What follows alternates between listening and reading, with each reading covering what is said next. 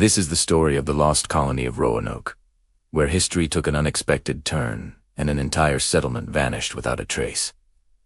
This is the first part of a two-part series. As we disembark from the ship, it's like stepping into another world. The air is thick with the scent of pine and the sound of birdsong. We step onto solid ground, our shoes crunching on the soft, damp earth. Around us, ancient trees reach up towards the sky, forming a canopy that filters the sunlight into dancing patterns on the forest floor. It's a scene of serene beauty, untouched and unspoiled, and yet there's a sense of mystery in the air, a feeling that this place holds secrets from another time. Here, in this very spot, more than 400 years ago, the first English colony in North America was established. But the story of how it began is not what you might expect. There was no clash of swords, no cries of war, only the quiet hope of a new beginning. The year before, in 1586, the English crown had granted Sir Walter Raleigh a royal charter, giving him the right to explore and settle lands in the New World. Raleigh, a man of adventure and ambition, named this region after one of his close friends, Sir Francis Drake, the famous privateer, and called it the province of Virginia. The first ships to arrive were the Ark Raleigh and the Susan Constant. On board were 115 Englishmen, women and children, ordinary people seeking a new life across the ocean. Among them was John White, a middle-aged artist and mapmaker, who would later become the first governor of the colony. Unlike many others who ventured into the New World, they were not driven by dreams of gold or conquest. They were a mix of farmers, artisans, and laborers, all seeking a simpler life. Some were motivated by religious reasons, hoping to escape the persecution they faced in England. Others were adventurers, lured by the promise of a new world waiting to be explored. And some were simply commoners, looking for a chance at a better life. All of them had answered the call of a new beginning. Their journey across the vast, rolling ocean was not a hurried one. For the 115 Englishmen,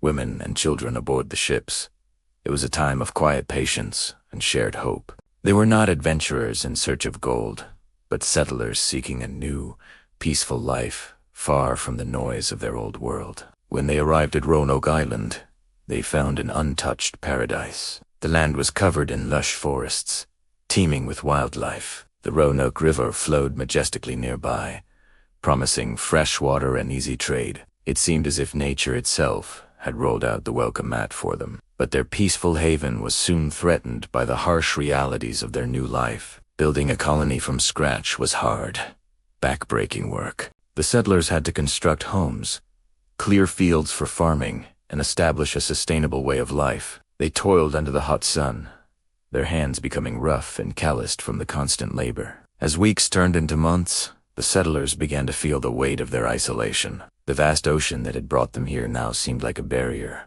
separating them from the familiar comforts of home. They missed their family and friends, the taste of home-cooked meals, and the sound of familiar voices. And then there were the unknowns, the dangers of the wilderness that surrounded them. They were constantly aware of the wild animals that prowled the forest, the diseases that could strike unexpectedly, and the harsh weather that could turn their idyllic haven into a battle for survival. Despite these challenges, the spirit of the community held strong. The settlers worked together, sharing the workload and helping each other through the tough times. They celebrated small victories, the successful harvest, the birth of a child, the completion of a new house. Each milestone was a testament to their resilience and their determination to make a life for themselves in this new land. As the seasons changed and the colony grew, so did the sense of community among the settlers. They formed a tight-knit group, bound together by their shared hardships and their common goal of creating a new life. They helped each other through the challenges, celebrated each other's successes, and mourned together when they faced losses. The colony of Roanoke became more than just a settlement. It was a family. Governor White, with his gentle wisdom, played a pivotal role in holding the community together. A man of peace and diplomacy, he understood the importance of unity and cooperation. He encouraged the settlers to work together, to share their skills and resources, and to treat their neighbors with respect and kindness. His leadership was a guiding light for the colony, helping them navigate the challenges of their new life and reminding them of the values that had brought them together. In the Native American tribes that inhabited the area, the settlers found both allies and challenges. The local people, including the Croatan and the Chesapeake, had their own rich cultures and traditions. Some tribes were initially friendly, offering the settlers guidance on how to survive in the wilderness. Others were more wary, suspicious of the newcomers and their intentions. Governor White, recognizing the importance of diplomacy, worked to maintain peaceful relations with the tribes. He sent out explorers to learn about the different tribes, to understand their customs, and to establish communication. His goal was to create a network of alliances to ensure the safety and well-being of the colony. One of the most significant interactions the settlers had with the Native Americans was with the friendly tribe of Croatan. The Croatan people, known for their skilled craftsmanship and knowledge of the land, became valuable allies to the settlers. They taught the colonists how to grow crops suited to the local climate, how to fish in the abundant waters, and how to navigate the dense forests. These lessons were crucial for the survival of the colony, helping them establish a sustainable way of life. As the colony grew and thrived, the settlers began to explore the surrounding areas, venturing into the heart of the wilderness to discover what lay beyond their immediate settlement. They encountered breathtaking landscapes, vast forests, and winding rivers, all teeming with the wonders of the natural world. During these explorations, they also came across remnants of other Native American tribes, including the majestic mounds built by the mound builders. These encounters with the tribal cultures and historical sites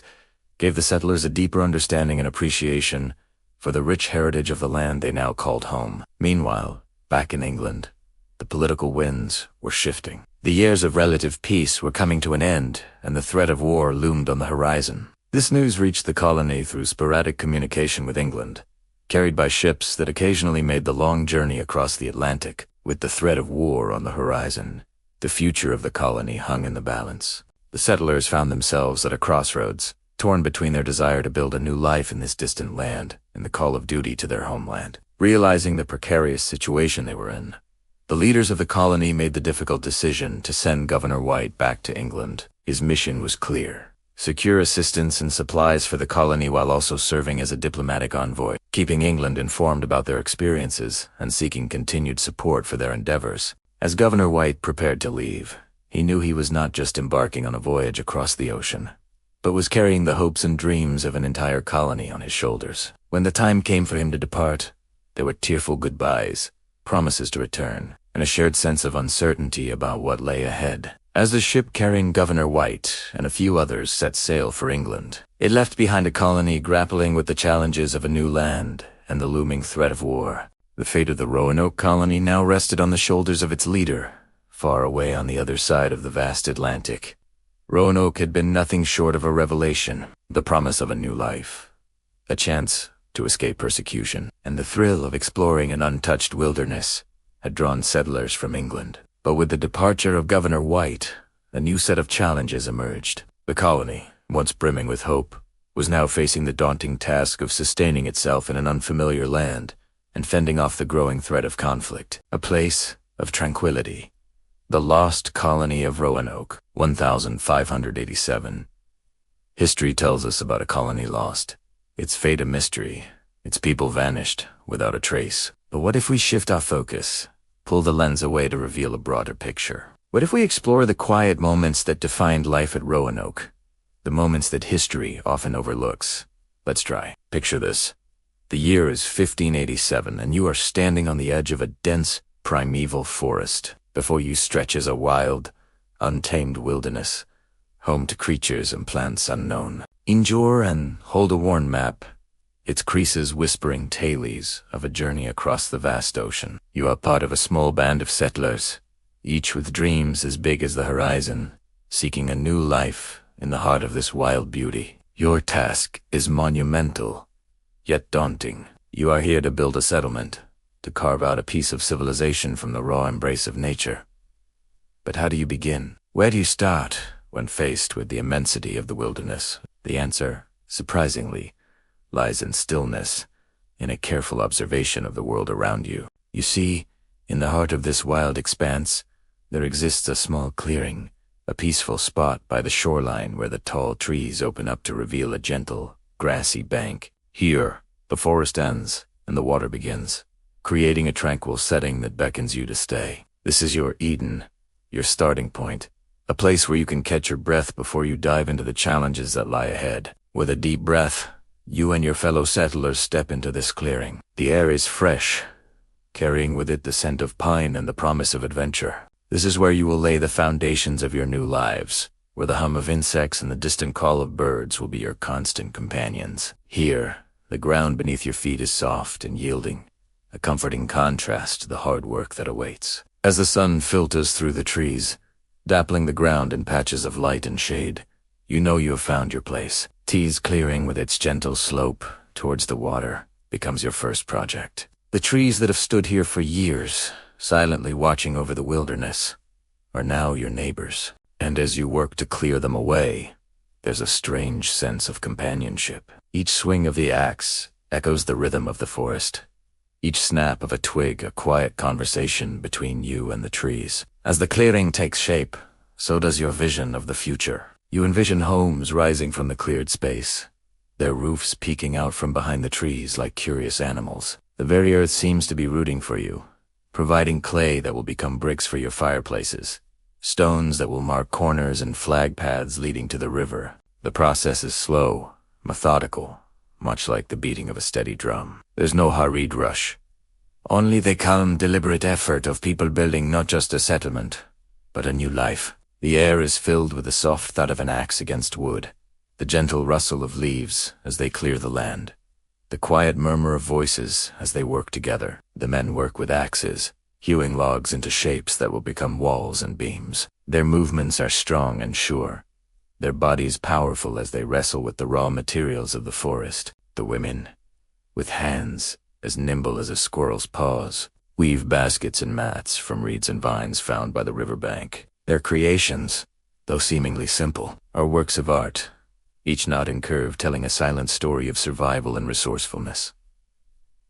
The children aren't left out either. With eyes wide with wonder, they help in ways they can, gathering small branches or mimicking their parents' tasks with makeshift tools. Their laughter rings out, echoing the joy of discovery as they learn the secrets of their new world. As the sun climbs higher in the sky, its rays filtering through the trees to paint the clearing in patches of light, the work continues. There are no grand pronouncements, no fanfare, only the quiet determination of people focused on their tasks. It's a ballet of sorts, a dance of human endeavor and natural resources. Theirs is a life intertwined with the rhythms of nature, the changing seasons dictating their pace, the bounty of the land shaping their lives. Theirs is a world of quiet beauty, where the solace of the forest is their constant companion. They are a small, self-contained world, a quiet sanctuary in a vast, wild land. Days turn into weeks, and weeks into months, the seasons shifting like chapters in a book. The clearing, once a wild jumble of trees and undergrowth, is now a neat, orderly space. Homes made of wood stand proudly, their roofs a patchwork quilt of thatch and bark. Paths wind through the settlement, connecting homes and gardens in a tapestry of daily life. The settlers, once a scattered group of dreamers, have become a community bound by shared labor and the promise of a new life. Their days are long, filled with the tasks of building and sustenance, but there's a quiet satisfaction in their steps, a peaceful contentment in their eyes. The work is hard, but the spirit is stronger. As the sun dips below the horizon, painting the sky in hues of orange and purple, the air fills with the peaceful scent of wood smoke from their cooking fires. The sound of laughter mingles with the crackle of the flames, creating a symphony of evening cheer. They gather together, tired but content, their conversation low and warm, their faces illuminated by the firelight. They share stories of the day's events, the challenges met, and the triumphs achieved. There's a deep sense of camaraderie, a feeling of being part of something larger than themselves. Their fears and hopes mingle in the firelight, their dreams taking shape in the flickering shadows. It's a time for sharing, for stories that bind them closer as a community, weaving a tapestry of lives intertwined. As the stars begin to pepper the darkening sky, they settle into a comfortable quiet, the kind that speaks volumes without a sound. The fire crackles, sending sparks spiraling into the night, each spark a tiny star fallen to earth. The silence isn't empty. It is filled with the unspoken understanding that comes from shared toil and the quiet comfort of knowing that they are not alone in the vast wilderness. One evening, as the sun bleeds into the horizon, casting long shadows across the clearing. The settlers are startled by a sound that seems foreign yet strangely familiar. At first, it's a whisper on the wind, then a rhythmic beat that seems to come from the very heart of the forest. Curiosity piqued, they venture to the edge of the clearing, their eyes searching the darkening woods. From their midst emerges a group of Native Americans, the local Croatoan tribe. Their movements as graceful and silent as the forest itself. The settlers stand still, their gazes meeting those of the Native Americans in a silent exchange of first impressions. There's a moment of uncertainty, a hesitation born of the unknown. But then, slowly, a smile breaks out on the face of one of the settlers. It's a tentative smile at first, then widens, mirroring the smile of a Native American elder. The ice is broken, and soon both groups are gathered around the fire, sharing stories and laughter. The Croatoan tribe had been watching the settlers from afar, intrigued by their endeavors. Now, with the barrier of uncertainty broken, a new chapter begins. Over the next few weeks, the Croatoans and the settlers engage in a peaceful exchange. The natives teach the settlers about the healing properties of local plants and the best methods for fishing in the river. In return, the settlers share their knowledge of farming and methods. There's a sense of mutual respect, a recognition that both cultures have much to offer. The Croatoans, with their deep connection to the land, show the settlers how to read the signs of the forest, how to find sustenance in the wild abundance around them. They teach them about the medicinal uses of herbs and the secrets of living in harmony with the wilderness. In turn, the settlers, with their tools and skills, help the Croatoans in ways they never thought possible. Metal tools make hunting more efficient and farming more productive. New crops, introduced by the settlers, add variety to the native foods. The alliance seems destined to last, a testament to the peaceful coexistence that has blossomed between the two cultures. As the firelight dances in their eyes, the settlers realize that they are not just building a settlement, they are building a bridge between two worlds. Theirs is a world of quiet strength, where the solace of the forest is their constant companion, and the wisdom of the natives their guide. Theirs is a story of survival and adaptation, written in the rustling leaves and the murmuring river, a story that whispers of a peaceful existence amidst the wild beauty of the New World. And so the story of Roanoke continues, not as a tale of mystery and intrigue, but as a story of quiet resilience, cultural exchange, and peaceful coexistence. The settlement stands not as a ghost of the past, but as a whisper of a life well lived, a life in harmony with nature and the indigenous people of this land. This is the story of a different kind of settlement, one that found peace in the wilderness, a story that whispers of a life less ordinary, a life lived in harmony with the rhythm of the forest, the murmur of the river, and the wisdom of the ages. It's a story worth telling and listening to, a story that reminds us that sometimes the quietest voices carry the most profound truths. In the annals of history, there are moments that stand out, moments of triumph, tragedy, and mystery. One such a moment occurred on August 15, 1587, when the last Englishmen sailed away from the Roanoke colony, leaving behind an enigma that has echoed through time. This is the story of their mysterious disappearance. Welcome to my channel, and today let's find out what happened to the last Englishman to leave the Roanoke colony. The birth of a colony. The year was 1585, and the spirit of exploration and adventure was high. Sir Walter Raleigh, an English aristocrat with dreams of glory and riches, had set his eyes on the New World. With the backing of Queen Elizabeth I, he established the colony of Virginia, an outpost of English civilization on the shores of North America. Among those who braved the journey across the vast ocean to this untamed land was John White, a skilled administrator and cartographer.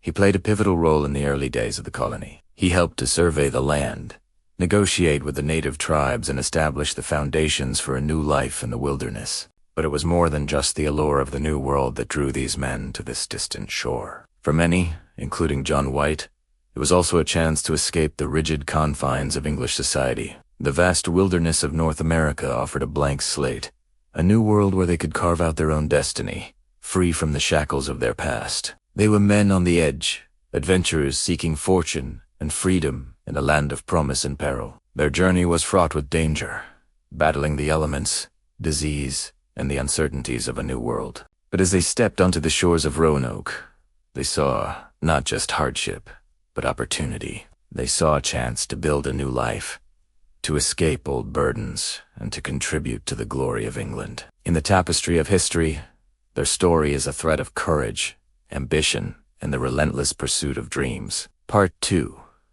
A Governor's Duty. Time marched on in the Roanoke colony, bringing with it both challenges and triumphs. The harsh realities of the wilderness tested the colonists' resolve, forcing them to confront the raw elements and the unknown dangers that lurked within the primeval forest. Through it all, Governor John White stood as a beacon of stability and leadership. But as the seasons turned and the full force of the North American winter descended upon the colony, a sobering realization dawned on the colonists. They were running out of supplies. The stores that had been brought from England were dwindling, and the hope of rescue seemed like a distant dream. It was a stark reminder of their isolation, a chilling premonition of the harsh reality that they were on their own in this unforgiving wilderness. In the face of dwindling supplies and the looming threat of starvation, a difficult decision had to be made. The colony needed more supplies from England. It was a simple, logical need, one that would ensure the settlement's survival through the coming winter. But the journey back to England was fraught with peril, and the governor knew that whoever volunteered for this mission might not return. Still, someone had to go, and in the end, it was John White who shouldered this heavy burden. His decision was met with a mix of emotions, understanding, admiration, and a tinge of sorrow. The colonists knew that in John White they were losing a steady hand at the helm, a leader who had guided them through thick and thin. As the time for his departure drew near, a deep sense of solemnity fell over the colony. There were somber farewells, promises to return, and unspoken fears of what the future might hold. Part 3. The calm departure of the governor. As the days turned into weeks, a difficult, yet peaceful decision was made. The colony needed more supplies from England. It was a simple, logical need, one that would ensure the settlement's survival through the coming winter. Governor John White, the man who had brought them to this peaceful place, was the one who had to return. His departure was not a grand or dramatic event. It was a quiet parting, filled with a deep sense of trust and the promise of a swift return. He said his goodbyes to his wife and his young granddaughter, Virginia Dare, the first English child born in the New World. The goodbyes were not tearful or loud. They were hushed and filled with a quiet, knowing calm. The ship that would carry him back to England was small and silent, a gentle ghost on the waves. Governor White stood on the deck, watching the small, peaceful settlement shrink into the distance. He watched until the last tiny roof disappeared, and all that was left was the vast, peaceful expanse of the ocean. He carried with him not a heavy heart, but a quiet sense of purpose. He was going to get what they needed, and he would return. He did not know that his return would be delayed, that a war would break out, that the quiet promise of his journey would be stretched into years of profound and haunting silence. But in that moment, as his ship moved calmly through the waves, he was filled with a sense of peace. He trusted in the strength and resilience of the people he had left behind, a quiet faith in their ability to endure. Part 4. A Ghostly Return. Years turned into a decade, and the quiet of the sea grew louder, echoing with the absence of the governor. The colonists waited, their hope flickering like a candle in the wind. But with each passing season, their optimism waned, replaced by a gnawing anxiety. Then, as suddenly as he had vanished, Governor White reappeared on the horizon. But he was not the man they had sent away. Time and hardship had etched lines of weariness on his face, and his eyes held a haunting depth that spoke of untold stories. The joy of his return was tempered by the mystery that surrounded him. Where had he been?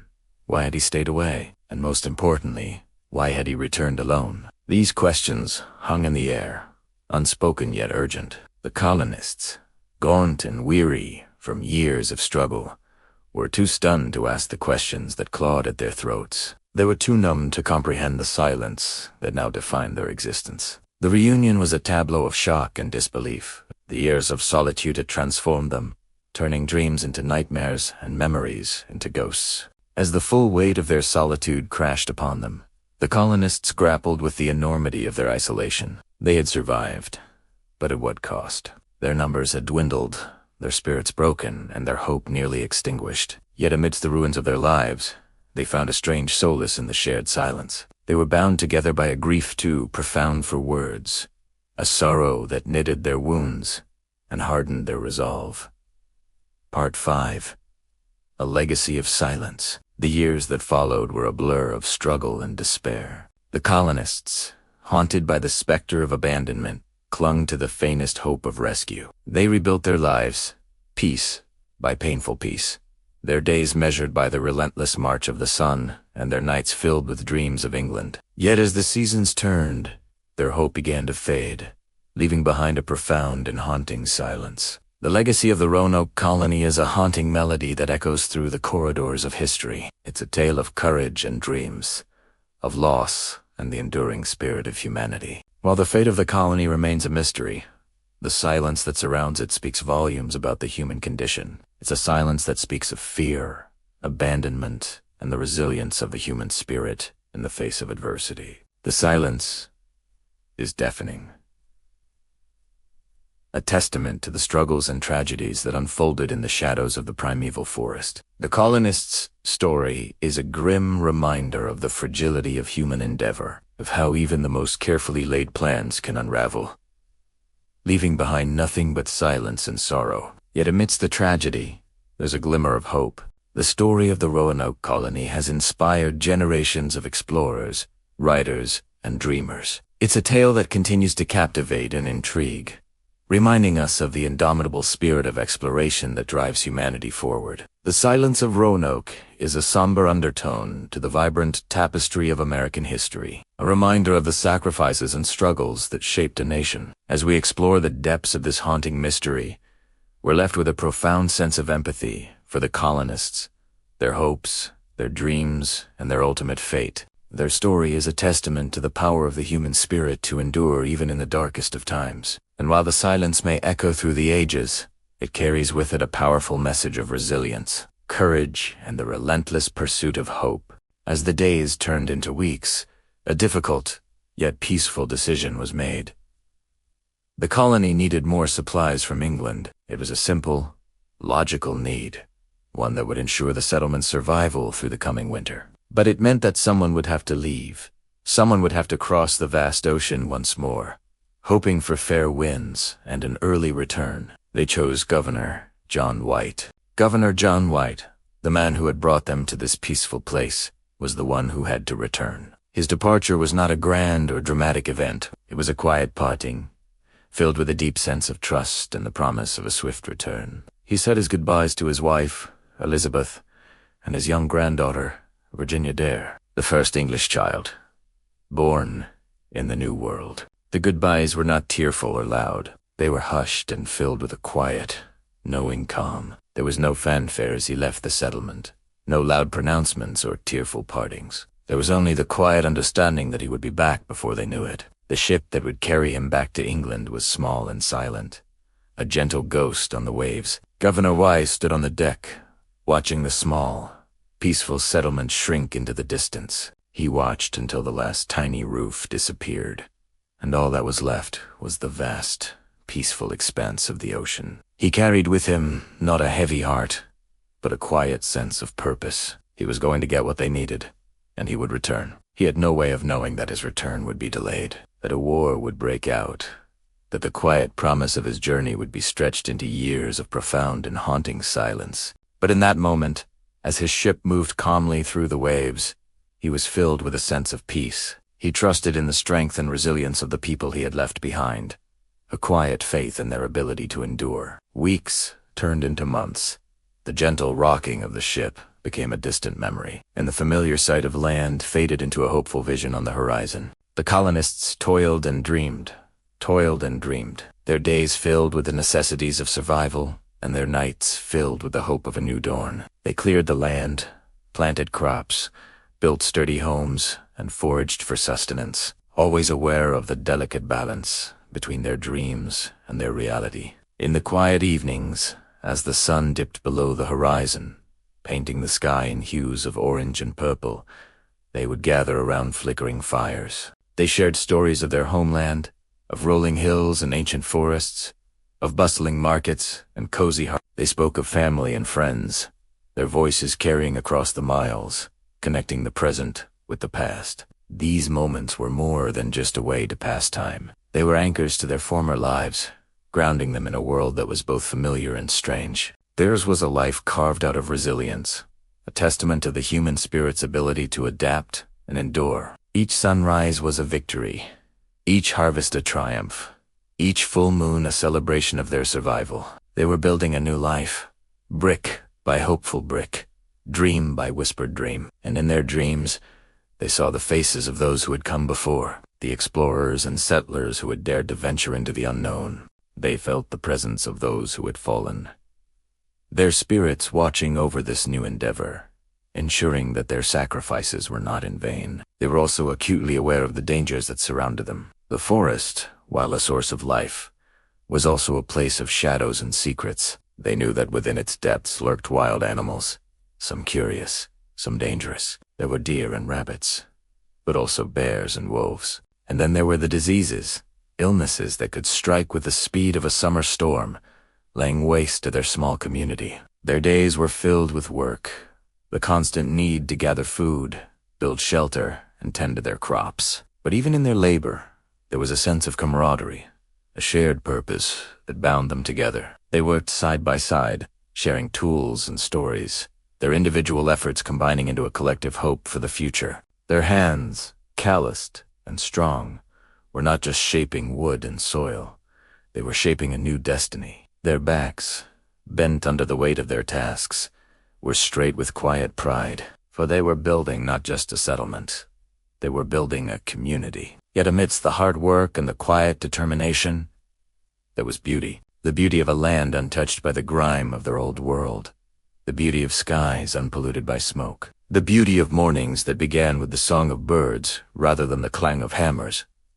There were times when the weight of their isolation pressed heavily upon them. In those moments, they yearned for the comfort of familiar faces, the warmth of loved ones near. The sea, so vast and powerful, seemed to mock their confinement, a constant reminder of the distance that separated them from everything they had ever known. But they persevered, drawing strength from the very land that had become their home. They learned to read the language of the trees, the whispers of the wind, the murmur of the streams. They learned to find solace in the changing seasons, the vibrant greens of summer, the fiery reds and golds of autumn, the stark but beautiful whites of winter. They found beauty in the harsh terrain, in the very struggle to survive. They were not just enduring, they were thriving. They were planting roots, growing crops, raising livestock. They were slowly but surely turning this wild land into a home. And then there was the sea,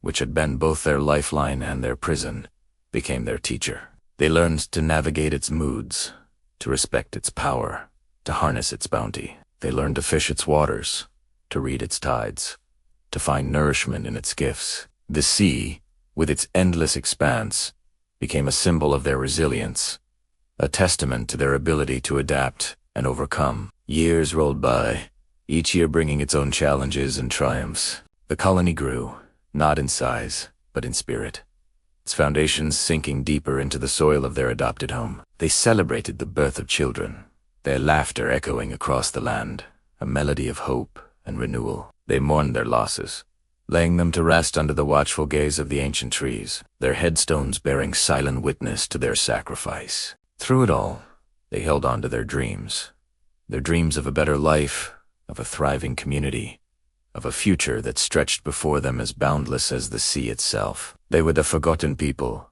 their existence a whisper in the wind, their story a half-told tale.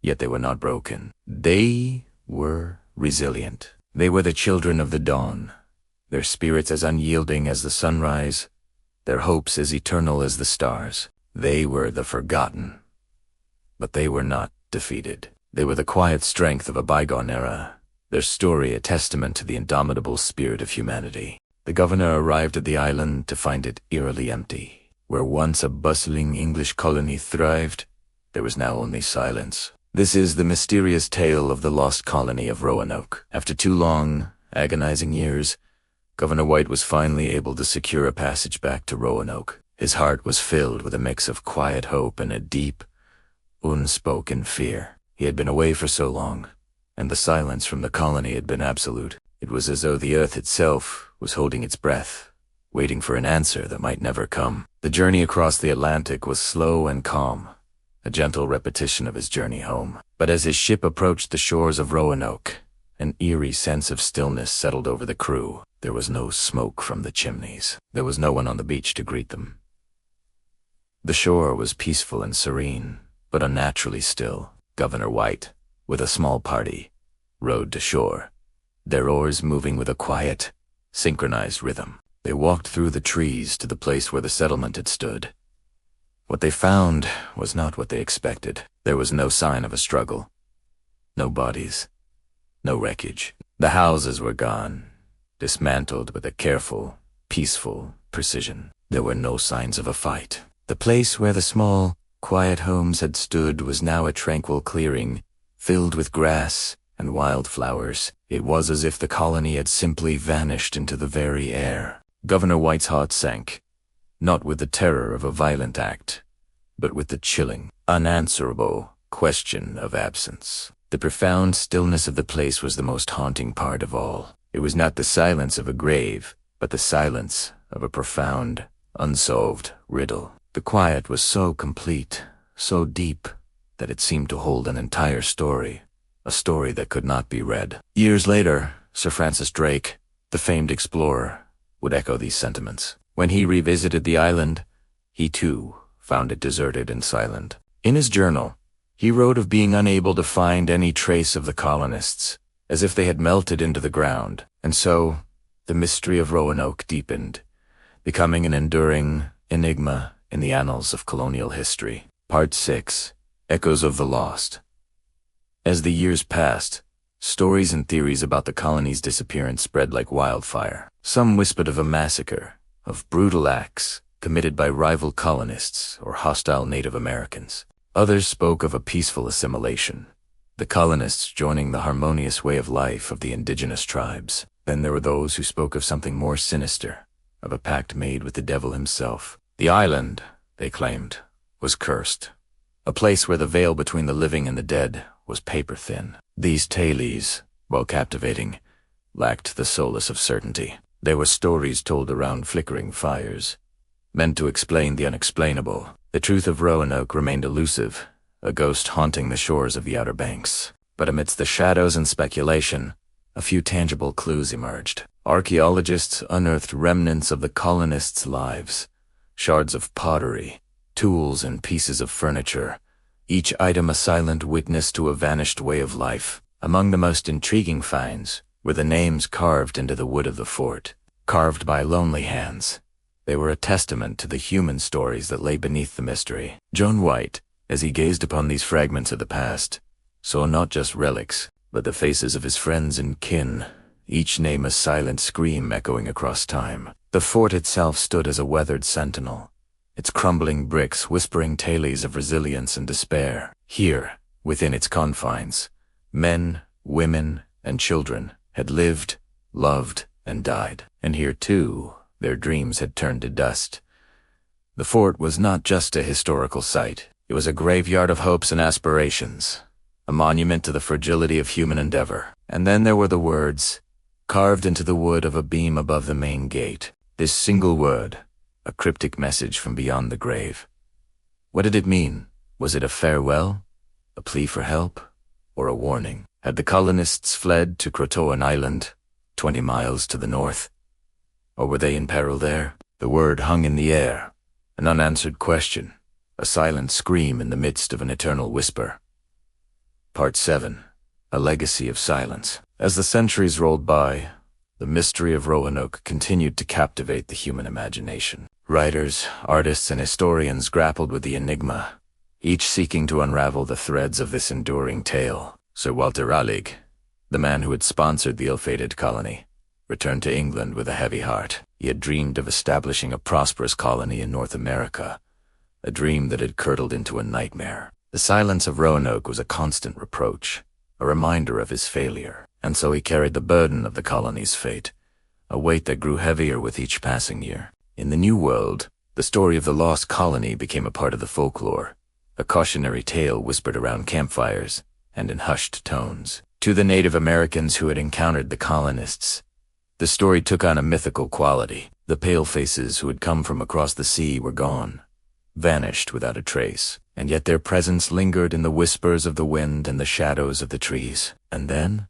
as if echoing the silence of Roanoke, the island itself seemed to fade from memory. It was as if the earth was trying to erase the colony's existence, to hide the scars left by the vanished settlers. For nearly 2 centuries, Roanoke remained a mystery, a puzzle with missing pieces. It was not until the late 19th century that archaeologists began to piece together the fragments of the colony's history. Each artifact they uncovered, each piece of pottery, each fragment of a building, brought them closer to understanding the lives of the lost colonists. They discovered a world of hardship and hope, of courage and despair, a world that was both familiar and alien. As the world moved into the 20th century, the mystery of Roanoke continued to fascinate. Movies and television shows were made about the colony, each offering a new interpretation of the mystery. But as the years passed, the real mystery of Roanoke lay in the silence. For in the absence of answers, the human imagination had filled the void, creating a tapestry of theories and speculations. And perhaps in the end, it is the silence that speaks the loudest. It tells a story of a colony that dared to dream of a new world and the world that chose to remain silent. The silence of the earth, the silence of the sea, and the silence of the ages. As we stand before the silent shores of Roanoke, we are confronted with the profound mystery of human existence. We see the dreams and aspirations of a bygone era, the hopes and fears that once stirred the hearts of men. We also see the indifference of nature, the relentless march of time, and the enduring power of the unknown. In the end, Roanoke is a story of resilience, of the indomitable spirit of humanity in the face of adversity. It is a story of courage, of those who dared to dream beyond their time. But it is also a story of loss, of the fragility of human endeavor and the haunting specter of the unknown. The silence of Roanoke is a reminder that some mysteries are best left unsolved, that some stories are not meant to be understood, but only felt. It is a silence that echoes across time, a silence that invites us to contemplate the depths of human experience. As we leave the shores of Roanoke, we carry with us the echoes of a lost colony. We carry with us the stories of those who dared to dream of a new world. But most importantly, we carry with us the silence. The silence that is the most profound witness to the human condition. The silence of Roanoke is not just a historical footnote. It is a part of our collective memory, a reminder of the mysteries that lie at the heart of our existence. It is a silence that invites us to listen to the whispers of the past, to the voices of those who have gone before us. Let us listen to their stories, to their hopes and dreams, and to their struggles and sacrifices. Let us listen to the silence, for in the silence, we may find the answers that we seek. The year's 1590, and after 3 long years, Sir Francis Drake returns to the New World. He is eager to find the colony that he had left behind. But what he finds instead is a ghost town. All that remains of the settlement are the foundations of a few buildings, a single iron pot, and a few household items. Where have the colonists gone? Did they perish from disease, famine, or violence? These questions have plagued historians for centuries, but one small detail may hold the key to the mystery. Hi everyone, welcome to this house. Today we are exploring the lost colony of Roanoke and the whispering clue of the Croatoan. Make sure to hit that subscribe button so you never miss an exciting episode. Part 1. The Vanishing Colony. In 1585, the first English colony was established in the New World on the island of Roanoke. The colony thrived for a while, but eventually it fell apart due to a combination of poor planning and hostile Native Americans. However, the colony's leader, Sir Francis Drake, was determined to make a second attempt at colonization. And so in 1587, he returned to Roanoke with a group of settlers and began construction of a new fort. Among the settlers was a young woman named Eleanor Dare, who was about to give birth. Before long, she gave birth to a baby girl, and the child became the first English person born in North America. For a time, the colony seemed to be thriving. However, by the time Drake returned to the settlement 3 years later, it had been abandoned. When Drake arrived back at the settlement in 1590, He found that it had been completely deserted. The only clue to what had happened was a single word, carved into a post of the fort's palisade: Croatoan. The word was a prearranged signal between the colonists and the local Native Americans, and it meant that the colonists had gone to live with a friendly tribe. Part 2. The Mystery of the Croatoan. The Croatoan tribe was a Native American group that lived on the outer banks of North Carolina. They were known for their peaceful relations with the English, and had helped the colonists in a number of ways. When Drake arrived, he was puzzled by the carving. He knew that the colonists had not been attacked, but he could not understand why they had left their settlement and joined the Croatoan. He searched the area for clues, but the only other thing he found was a single iron pot and a few household items. The colonists had taken everything else with them when they left. As he explored further, he came across a small clearing where he found the remains of a fire and some animal bones. The bones were those of deer and other wild animals, which suggested that the colonists had not starved to death. He continued his search, and soon he came across something else that puzzled him even more. He found a series of shallow depressions in the ground that had been made by digging up potatoes. The colonists had not starved to death, but had plenty of food.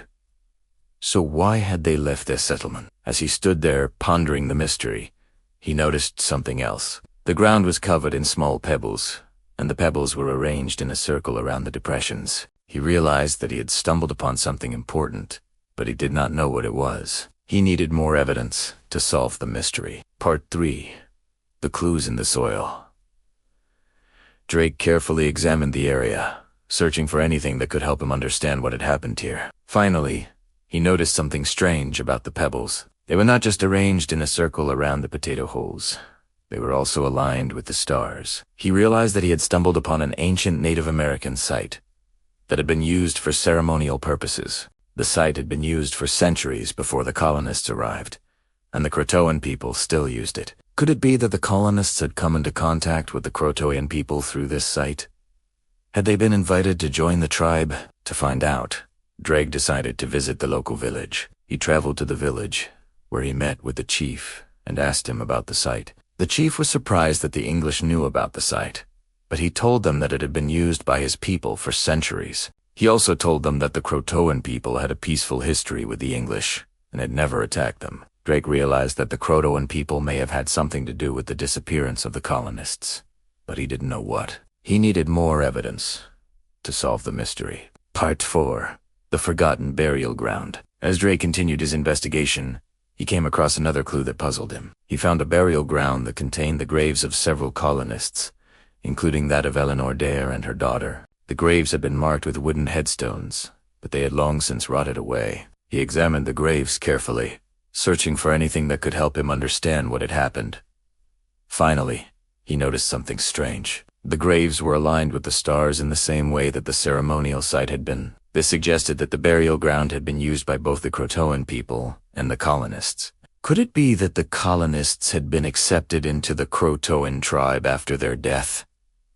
Had they become one with the tribe? To find out, Drake decided to visit the local shaman. The shaman was a wise old man who was respected by both the colonists and the Croatoan people. He told Drake that the Croatoan people had a deep connection to the land and to the spirits that inhabited it. He also told him that the Croatoan people believed that the dead could speak to them if they knew how to listen. Part 5. The Whisper of the Dead. Drake sat down and closed his eyes, trying to focus on the voices of the dead. At first, he heard nothing but the sounds of the forest. But then he began to hear whispers. The whispers were faint, and it was hard to make out what they were saying, but he could feel their presence. He opened his eyes and looked around him, but he could not see them. He closed his eyes again and listened. The whispers grew louder, and he began to understand what they were saying. They were telling him that they were not lost, that they were not dead, that they were living with the Croatoan people. He opened his eyes and saw the shaman standing before him. The shaman told him that the Croatoan people had welcomed the colonists into their tribe and had given them a place to live. The colonists had not been attacked, nor had they starved to death. They had simply chosen to live with the Croatoan people. The shaman told him that the Croatoan people were known for their peaceful ways, and that they would never attack the English. Drake realized that the Croatoan people had offered the colonists refuge when they had needed it most. The colonists had been starving, and the Croatoan people had shared their food with them. They had taught the colonists how to fish and hunt in the area, and had given them a place to live. The colonists had not been killed, nor had they disappeared. They had simply become one with the Croatoan tribe. Part 6. The Whispering Clue of the The only clue left behind was a whisper, a silent message carved into a fence post at the entrance to the fort. The letters were large and clear. Croatoan, carved into a nearby tree. The word was simply Crow. This was a prearranged signal. The colonists had told Governor White that if they were in danger, they would carve a cross into a tree. There was no cross. The message was a signal of peace. It suggested that they had not been attacked, but had gone to live with the Croatoan tribe, a Native American group known for their peaceful relations with the English. The theory suggests a quiet, peaceful journey. The colony had run out of food and had chosen to join a nearby friendly tribe. It was a choice born of necessity, but also of trust. The story is not of a violent massacre, but of a peaceful integration, a quiet blending of two worlds. The colonists had not disappeared. They had simply found a new home. This theory brings a deep sense of peace to the mystery. It suggests that they were not lost to violence or starvation, but were simply absorbed into another culture. This is a quiet, hopeful ending to a story that has haunted us for centuries. The carving on the tree is the quietest clue in all of history. It is a silent whisper, a gentle message that points not to danger or tragedy, but to a quiet, unrecorded journey into the unknown. It is a beautiful, peaceful ending to a story that has been so often told in terms of fear and despair. The year was 1587, when a group of brave souls set foot on this very soil. Seeking a new life in the New World, they were part of an English colony established during a time when exploration and adventure went hand in hand with danger and the unknown. But as time went on, the colony faced hardship and dwindling resources, forcing many to abandon their dreams of a new life. Of the 115 original settlers, only 50 chose to stay, clinging to hope in the face of adversity. Yet they were far from alone. Nature had blessed them with fertile land and bountiful resources. They grew tobacco, berries, and grain, enough to sustain themselves and even export to England. Life was tough, but they persevered, carving out a home in the wilderness and facing the challenges of the untamed frontier. But then something unexpected happened. A supply ship arrived, bringing with it new settlers and much-needed provisions. Among them were a handful of women who would become the first English ladies to bear children in North America. For a moment, hope rekindled. It seemed like their sacrifices had paid off.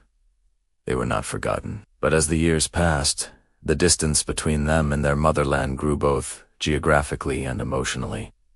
Then came the day that would change everything. In 1590, when the fort was finally found, it was eerily empty, devoid of any sign of the colonists' whereabouts. All that was left behind was a single word carved into a tree: Croatoan. It was a cryptic message, a clue to a mystery that has endured for over 4 centuries. To this day, nobody knows what became of the men, women, and children who once called this place home. Did they integrate with Native American tribes? Were they victims of disease or conflict? Or did they simply vanish without a trace? The silence of the past has kept its secrets close, leaving us to ponder the endless possibilities. Imagine for a moment the weight of history pressing down upon you as you stand amidst the ruins of a bygone era. The air around you whispers tales of those who came before, their hopes, their dreams, and their struggles. You see the remnants of their lives scattered around you, tangible evidence of the human stories that unfolded here centuries ago. Every stone, every artifact tells a story, a silent testament to the joys and sorrows that once filled these grounds. And as you explore further, you stumble upon something truly remarkable.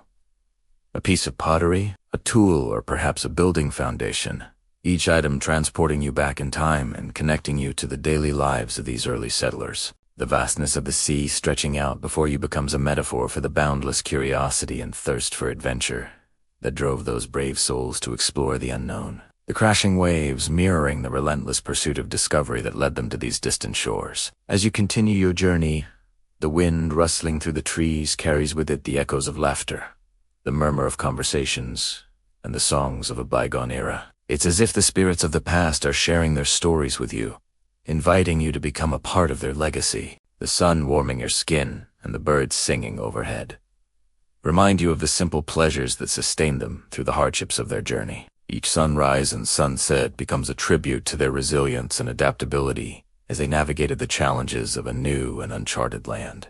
The forest surrounding you transforms into a living museum, preserving the memories of those who sought refuge and solace within its embrace. The towering trees standing as silent witnesses to their struggles and triumphs, offering shade to weary explorers and sheltering them from the elements. The winding rivers and streams become pathways to their dreams, carrying with them the hopes and aspirations of a people determined to build a new life in an unfamiliar wilderness. And as you explore further still, you come across remnants of their daily lives, tools that once shaped their environment, homes that once sheltered their families and gardens that once provided sustenance. Each discovery evokes a sense of wonder and allows you to piece together the tapestry of their existence. The further you venture into this historical landscape, the more you realize that you are not just a visitor, you are a time traveler. You are retracing the steps of those who dared to dream of a world beyond their own.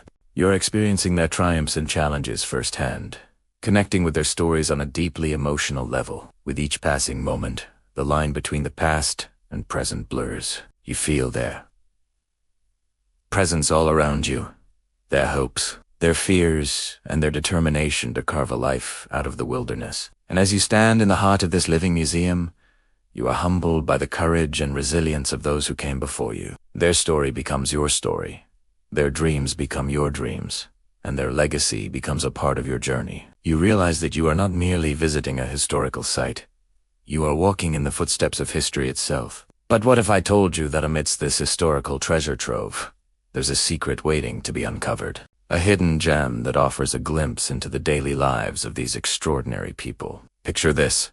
You've stumbled upon an old wooden chest buried beneath the soil of this very place. With bated breath, you open it to find a collection of letters, journals, and documents that belonged to one of the settlers. As you delve into these personal accounts, you feel an immediate connection to the writer. You learn about their hopes, their fears, and their everyday experiences as they navigate the challenges of this new world. The words on the page come to life, transporting you back in time and allowing you to experience their world firsthand. Imagine reading about the birth of the first English child born in North America, a momentous occasion that marked a pivotal moment in history.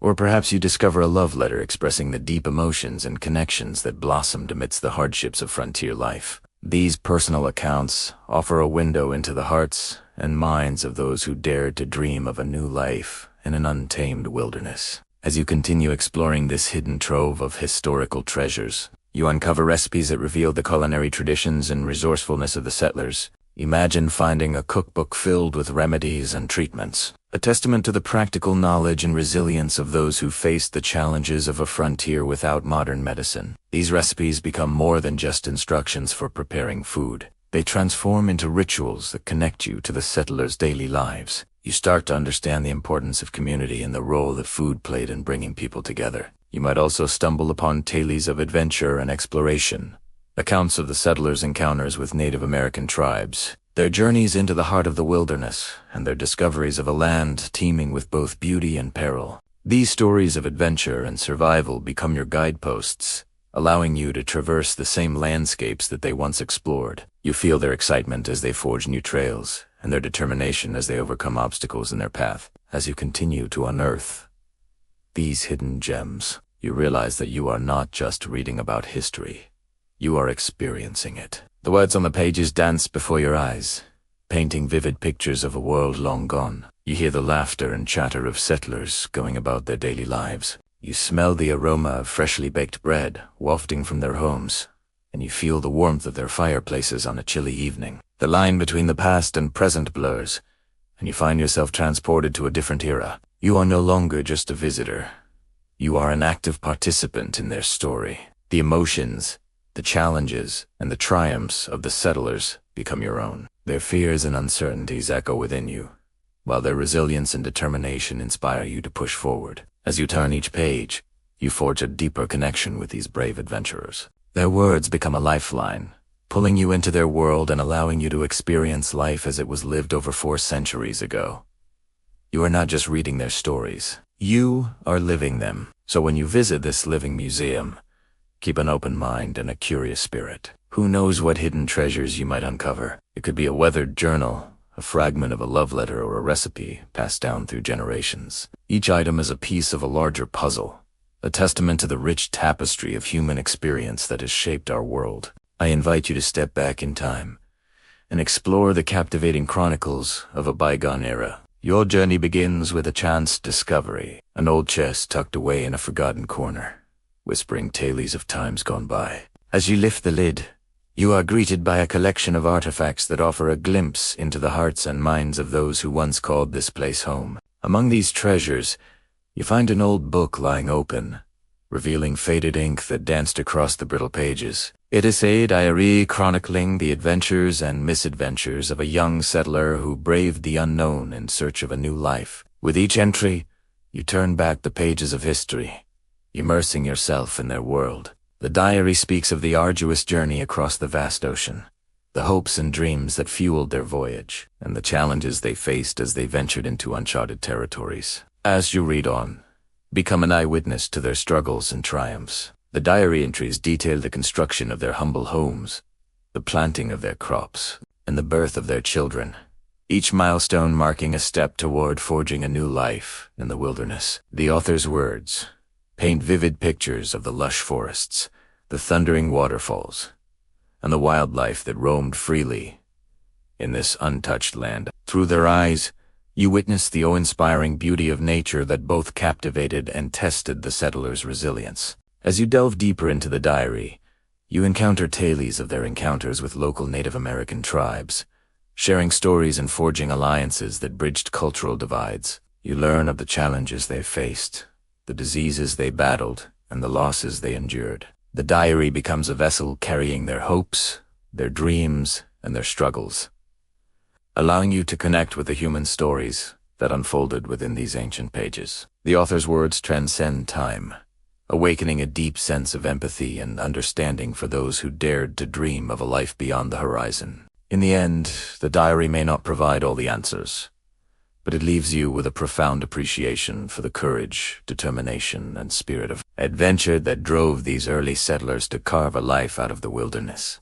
The story of Roanoke will continue to captivate and intrigue us for generations to come. While the mystery of their disappearance remains unsolved, the legacy of their courage and resilience lives on. So let us continue to explore the annals of history, uncovering the stories that have shaped our world and paying tribute to those who dared to dream beyond the horizon.